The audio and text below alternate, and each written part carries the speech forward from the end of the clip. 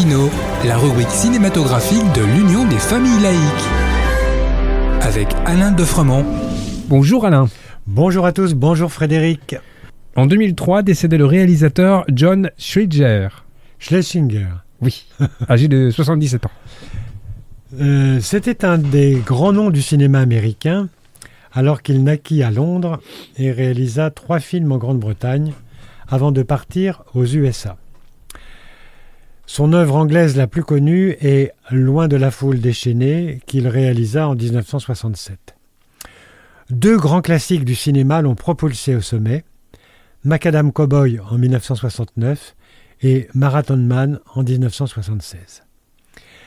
Macadam Cowboy déchaîna les passions car il racontait l'histoire d'un jeune homme à la gueule d'ange qui se prostituait avec des femmes mûres.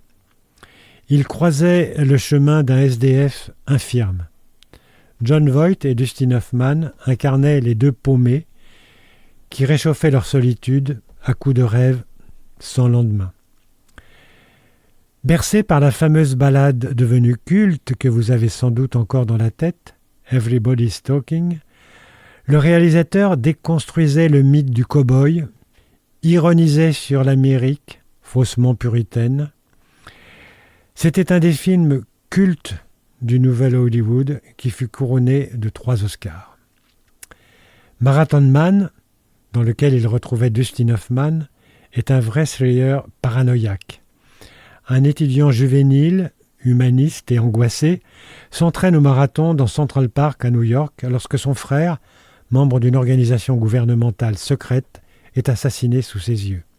Alors, la fuite infernale ne fait que commencer. Artiste, homosexuel et exilé, Schlesinger, outre ses 2 chefs-d'œuvre, réalisa 2 films dérangeants par ses thèmes, Un dimanche comme les autres, qu'il tourna en Grande-Bretagne en 1971, et nous racontait l'histoire d'un artiste bisexuel qui mène 2 liaisons parallèles avec un médecin quinquagénaire et une jeune femme divorcée. C'était absolument révolutionnaire pour l'époque. À l'aube du XXIe siècle, il offrit un superbe rôle à Madonna, en s'inspirant de la vie de la chanteuse, dans Un couple presque parfait. Abby, interprétée par Madonna, enceinte après une nuit passée avec son meilleur ami homosexuel, décide avec lui de garder l'enfant. Leur existence en seront bouleversées. Teinté de comédie en son début, le film glisse alors vers un drame social. Comme vous pouvez le voir, c'est un réalisateur hors du commun et il faut vraiment redécouvrir ces films qui sont tous de grande qualité. Merci Alain. En attendant de nous retrouver, n'oubliez pas notre émission en balado-diffusion sur laicidad.ufal.org ainsi que sur notre site ufal.org. Pensez aussi que nos activités ne sont possibles que grâce à vos dons et à vos adhésions. À la semaine prochaine. C'était Laïkino, la rubrique cinématographique de l'Union des familles laïques.